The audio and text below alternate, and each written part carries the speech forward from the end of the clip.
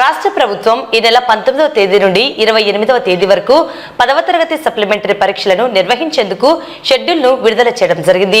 ఈ నేపథ్యంలో నంద్యాల మండలంలో 993 మంది విద్యార్థులు పరీక్షలకు హాజరు కానున్నారని, అలాగే పట్టణంలో ఓపెన్ స్కూల్తో సహా 7 పరీక్ష కేంద్రాలను అధికారులు ఏర్పాటు చేయడం జరిగిందని నంద్యాల మండల విద్యాశాఖ అధికారి బ్రహ్మం తెలిపారు. విద్యార్థుల తల్లిదండ్రులు పరీక్షలకు హాజరయ్యే విధంగా చూడాలని ఆయన సూచించారు.